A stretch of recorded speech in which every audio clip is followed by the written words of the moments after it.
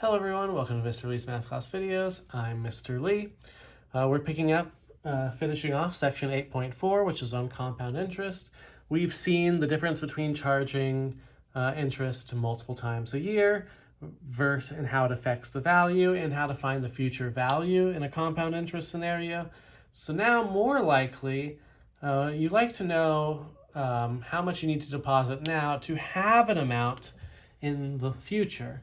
If you're having a financial goal, you want to be a millionaire, you want to do something, but also to help you compare your options between possible scenarios.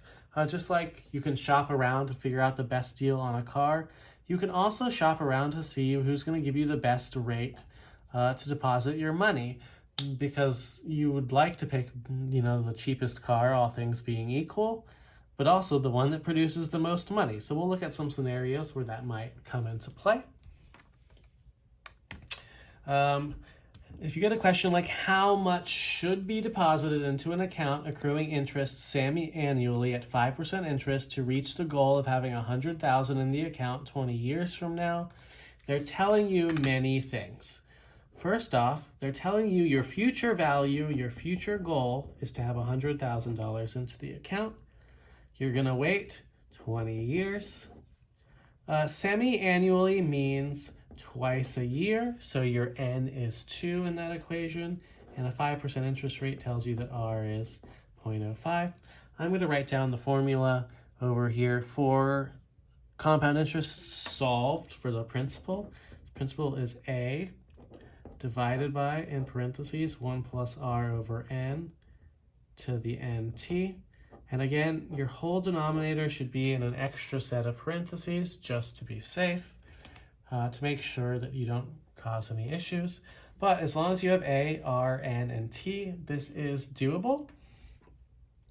So P equals 100,000 divided by parentheses 1 plus 0.05 over 2. You can write it like this as if it's the scientific calculator version. To the, in parentheses, 2 times 20, close this parentheses, and then close the parentheses here. I always think it's good practice. Sometimes you don't actually need it. For example, technically speaking, this parentheses would happen first, and exponents would happen before division, so it may not be as super necessary in this case. But for example, if you left these parentheses off, it would raise it to the second and then multiply it by 20. So I think it's always good practice to understand that large division bars are the thing that always happens last. It's as if everything in the numerator and denominator are both in parentheses. You could put the numerator in parentheses as well. You don't need to in this case. And then you type it into your calculator to see how much you need to deposit now. 100,000 divided by parentheses 1 plus 0.05 divided by 2. Close the parentheses, add a new caret, which means take us to an exponent, to the 2 times 20. Close this parentheses, close another parentheses to see that actually you don't need to deposit this much. Now the problem is that you're going to wait 20 years. This is $37,243.06 is what you would have to deposit now. If you were asked how much interest was accrued, you would simply take the future value, like the present value, or minus the present value to get how much was interest. So you only had to deposit $37,243.06, and the rest of it was handled by the interest to get you to that $100,000 mark. It's kind of interesting. We saw with simple interest that you have to wait really long for your money to grow. You don't have to wait that long for compound interest scenarios to grow your money because they're constantly adding it over time. Whereas with simple interest, nothing is being added until the very end. So it's less advantageous. It's just working off the initial amount. Whereas this one is working off constantly updating amounts. And as those amounts go up, they're going to get more interest out of it and add it back. So it kind of scales much more effectively than simple interest. It's also why when you're borrowing money, nobody gives you simple interest rates, because there's just not a lot of motivation to have people pay it back in the same way as compound interest. Now we'll leave 4 for you to practice. Looking at number 5, you sometimes have to compare multiple avenues. This is kind of common. Mr. Lee has $7,000 to invest. Imagine that. He has 2 options. Option A is 6% compounded daily. Option B is 6.2% compounded yearly. After 10 years, how much would be in each account, and which option should Mr. Lee, that's me, choose?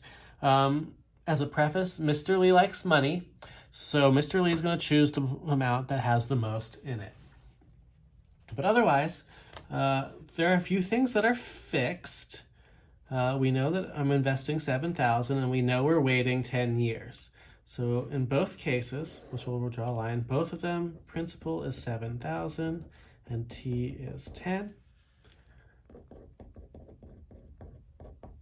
But in option A versus B, in option A, we're doing 6% compounded daily, so R is 0.06. Daily means 365 for N, whereas option B, R is 6.2%, so 0.062, but N is yearly, so N is 1.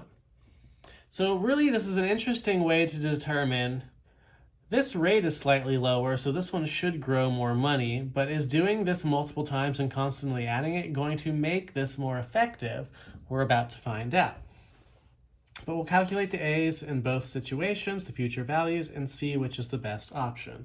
So in this case, A equals, again, P times 1 plus R over N to the NT. So we just plug in the things that we have. 7,000 times 1 plus 0.06 over 365 to the 365 times 10 power. Let's toss it in to get our value and make sure we round to 2 decimal places. So 7,000 times 1 plus 0.06 divided by 365 to the parentheses 365 times 10, 12,754.20. So in this case, we'll have $12,754.20 in it after 10 years.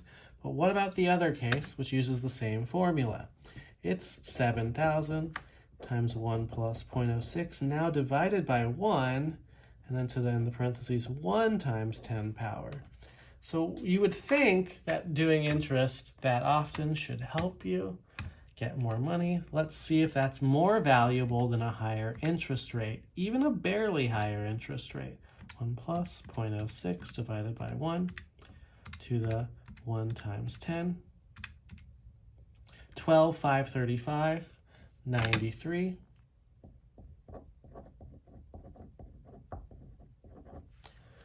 So noticing the difference between these two things, this one actually had a lower rate but produced more money.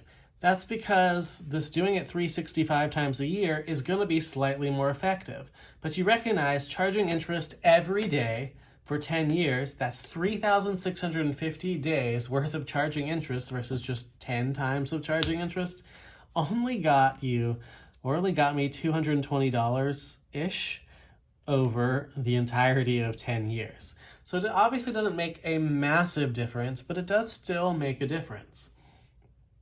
Particularly as the interest rate is higher, the more often compounding is more valuable.